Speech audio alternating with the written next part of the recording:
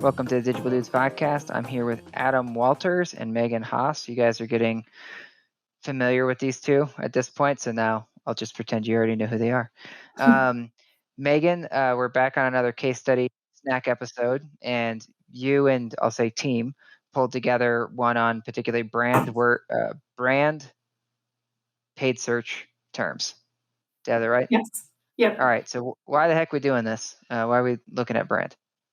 Yeah, so it's a pretty common question in paid search. Why are we running? Why are we paying for brand terms? When someone searches for our apartment, they can just see our organic listing or GMV. What is kind of the worth of these brand terms, and why are we putting our dollars towards them? So we wanted to pull some data and kind of put a narrative together of why this really is a good strategy to lean towards brand spend. Adam, true or false? This is the question you hate the most. This is definitely the top 5 question I hate the most. But it's probably also because it's the question I get the most. Let's see. The worst question is probably my least favorite question is why don't I see my ad when I Google myself? That's probably number one. This is probably number two. Okay, cool. Megan, do you agree with Adam's top two? Yeah, I'm with him. All right. Well, let's see if this study that you did convinces any of us, and I'll play the tough cookie. So what are some of the reasons why I would want to bid on my brand terms? Well, looking at the data, so we did have a client who wanted to pause their brand terms. We looked at performance 2 weeks before we paused out and then 2 weeks after, just to compare some on-site traffic versus some conversion metrics and kind of see what was going on. I think it's pretty popular opinion that if we pause out a brand, then organic can just fill in the blanks and we should still see about the same amount of traffic. However, when we pulled the data, looked at this account, we could see a pretty consistent drop in users, sessions, bounce rate actually increased, pages per session decreased, session duration decreased, and we also saw a decrease in form fills, which some of these you could say, okay, it makes sense. The bounce rate went up, like maybe current residents or people, brand searches are maybe more qualified or they know exactly what they're going to cite for, so they're going to spend more time there. But if we're seeing a decrease in form fills, where that's obviously someone who's looking to learn more about the property, we're losing out on qualified traffic. Yeah, when you were rattling off each of these metrics, I was like ready to I'm ready to play tough cookie. Branded clicks are less expensive, therefore that's why my users went down, right? And different things like that. But when you got to form fills having a 40% increase, I don't think you said that, but from what I'm seeing here, there was a 40% increase when they had branded versus when they didn't have branded. Now I'm curious. So Adam, how do you explain, what's the client journey here that like I turned off brand? Shouldn't people find me with my organic? So why did I lose 40% of my form fills? Yeah, so I think I'll play potential renter here or whatever. But let's say in one, I Renter think, Adam is looking for a pizza joint. Exactly. Renter Adam I'm looking does not for a find place. pizza joint. I'm looking for an apartment close to Adam's Pizzeria.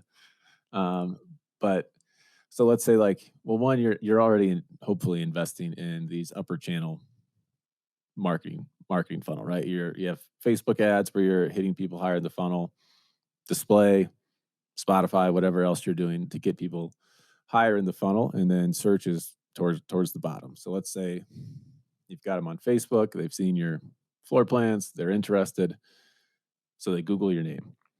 They search for, Adam's Lofts, and they're like, and you're not, when you're bidding on your brand term, you're number one, you have the GMB listing with the map pack to the right, and hopefully you're the number one organic. You're basically the entire search results page, unless I scroll, is every click goes to my website. But if you're not bidding on your brand term, and let's say you're still number one organic, you have a map pack, but they're going to see one, like you're probably your ILS listing on apartments.com or something like that. And after that, they might see another listing for either a different property or just like apartments in Denver on apartments.com or something like that.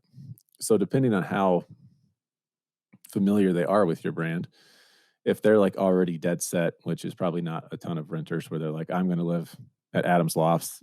I don't care what else is on the market. But let's say they are like, well, I'm going to click around because I have these other options in front of me now. And they click on your apartments.com listing. Let's say that. Once they go to apartments.com, they see your page, yes, but then they also see, properties like this property, other things you might be interested in. There's just so much more. You get, I guess your property gets more diluted with all the other properties in that area. So even if they go to your page on ILS, it's still, not a guarantee they're going to go through there. And if they go through there, you're still going to have to, attribute that back to ILS and all that other kind of stuff. So I think one, it's just page real estate. You're not going to, you have 100% chance they go to your website more or less versus 50% chance in terms of like possible places they click. So that's number one, I think. Well, yeah, and you guys, I think, talked in a prior episode about excluding current residents from branded searches anyway. So it's like you're already excluding people that live there from branded. So this is saying now if we say they're searching for brand, but they're not a current resident, we might serve them with an ad, or in this case, turn it off. Megan, one, I think like qualifying true or false here is, was their name something super generic like Rhino Apartments in Denver? Or was it more specific than that? No, it was more specific than that. It's no. Okay. Well, because if it was Rhino Apartments in Denver, now the map pack might show up in for branded Right. search terms, right? And therefore you may lose them. It's a leaky funnel. Same thing as Adam's describing with apartments.com. If they go there, that's a leakier funnel because they might get presented with other apartments. So if you can own everything when they actually are looking for Rhino Apartments, if that was your name, then let's go ahead and own it. The other thing, Adam, I think, well, I don't know. Actually, Megan, sorry. You with your document you put together here, is you said defend against competitors, because we've seen that it's not just the ILSs that are starting to bid on brands, but it's comps. And the other thing I like that you have here is control messaging. So Megan, maybe walk through like, what do you mean control messaging? SEO free? What message? But yeah. Right. So obviously with paid search, we write your ad copy. That's the control messaging. We have control over exactly what appears in the ad copy. So we can switch up ad copy and add promotional text in there, or we can make it more focused towards 1 bedrooms or 2 bedrooms, or kind of whatever we're really looking to target and wherever the strategy needs to go. We have control over that. Whereas if you're not running paid media specifically, it gets a little messier. Yeah, I like that. So if someone's Googling your name, they're usually gonna, if it's the SEO listing, the organic listing, they're gonna find the homepage, which then means it's usually like Rhino Apartments homepage is the meta description, right? So they're like, the listing you see is just Rhino Apartments homepage. There's no offer, there's no call to action, there's no setup, it's not deep linking anywhere, right? But in this case, when you're running the ad, you can be way more just deliberate with that message, right? Like, so now you could say like Rhino Apartments offering 1 month free if you sign up today. So you could create some urgency or drive them deeper into the website. You just can control where it links to versus what you can't do with organic. So I think it's a great point. You guys also have here, and I think Adam, you talk about this all the time, but brand terms are, yes, I understand client, you may feel like there's some waste. Our data says, nope, it actually makes a lot of economic sense in many ways, not just this study, but some of the other stuff you guys have done. But you always point out how inexpensive it is. So like branded clicks can be what, anywhere from like 10 cents to, could it even be more than $1? They're usually under $1. Yeah, they're almost always under $1. And you're right, it makes like economic sense when you're looking at cost per lead for brand versus non-brand. Yes, probably, let's say you get 10 website, let's say you just get 10, we'll say 10 conversions from non-brand. It probably cost you, I don't know, let's say, I'm just going to make it easy math, 10 cent or $10 per lead, it costs you $100. Let's say 5 of those are quality leads. Great. Let's say for the same $10, you'll probably get 100. Let's say you get 100 leads from whatever. I'm messing this math up in my head, but basically your cost per lead is, this is why I need to write things down. But basically, your cost per lead, your cost per quality lead is so much more inexpensive on branded terms that even if you were to have like those 60% be wasted on like current residents or whatever else or unqualified leads, your cost per quality lead is still so much cheaper just because you've already engaged these people further up in the funnel and they're just such a higher quality user when they get to your website. Yeah, I'd say so. There's other studies that you guys have looked at from like your call quality and what that equals, and Mhm. it makes sense. In this case, even form fills drop, and it makes sense.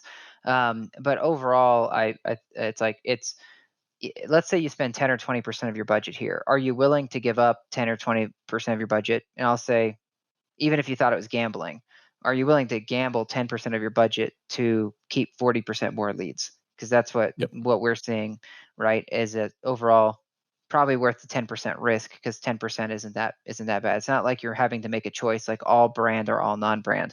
Yep. My message to the clients would be just know what your campaign is, like how it is built, and then well, be aware of it, because if you're comparing vendor to vendor and one vendor is like slamming all brand and non-brand together, they may be taking credit saying, hey, look at our click-through rate and look at our cost per click and whatever. And if another vendor Mhm. is separating those two, it's hard to compare apples to apples. Same thing with like if well, I just question your vendors and say, hey, can you break this out if you're doing branded? Because I want to look at it separately. I don't want those clicks to dilute what I'm seeing on my prospecting campaigns. And Mhm. but obviously you guys have never said let's spend 100% on your brand, because for one, Yep. it's not like you guys rep Google or anything. Like, you want it to be most effective. You just need it to be most effective to pair non-brand with brand, and brand doesn't have to be a large percentage of the budget. Totally. Yeah, it doesn't. And really, the higher your budget, the less percentage you're going to be able to spend on brand. You're going to eventually cap out in terms of the number of people searching for you. For most properties, right? If you're Walmart, there's probably an infinite amount you could spend on your brand term. But if you're, Adam's Pizzeria, there's only X number of people out there searching for it. So even if I had $100 a day budget, there's no way I could spend it all on brand terms. So it's really just figuring out what that right balance is for what your budget is and what your goals are.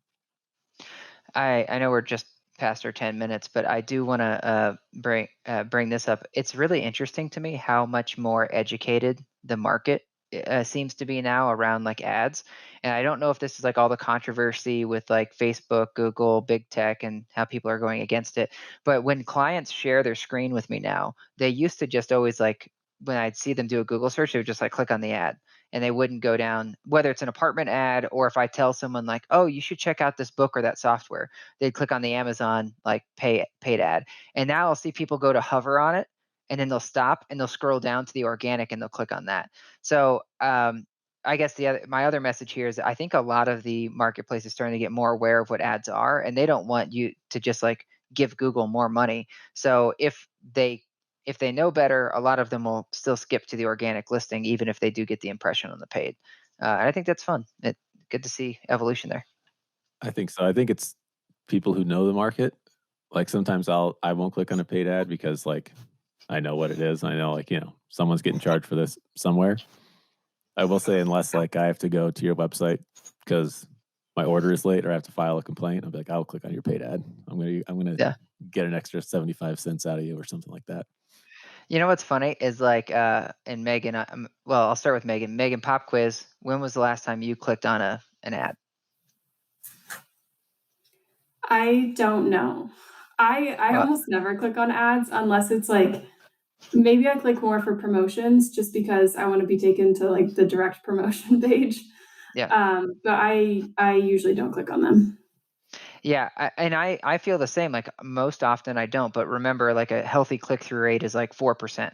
That is like a Yeah. strong click-through rate. So that means there's 25 times I'm not clicking, or 24 times I'm Right. not clicking, and one time I do click. So most of the time I don't click. Sometimes I do. Uh, I I'll tell you my ethical dilemma. The other day I was like researching a book. I was like, oh, I need this book, and I just went to Google and I typed in the book, and it came up with the Amazon paid link and the Amazon free link, and I struggled like, okay, which do I like more, Google or Amazon? Because if I like Google more, I click on the ad and I make Amazon pay for it, right? But vice versa, I don't. and I hate Google. And then I click on the organic listing and I go get my book. So I felt a moral dilemma because I was immediately thinking of like, which one do I want to like help out in this scenario? I See, did choose the organic, but go ahead, Adam. mine's more, I think, because I've ran the campaigns. If I know I'm going to make a purchase, I'll be like, I'll click on the paid ad and give their I'll give their digital marketing person throw them a bone. Interesting. Yeah, that's interesting. Good for you. All right. Well, anything else on this topic about brand, or did we get it? I think we got it. All right. Well, thanks you two. I'll see you next time.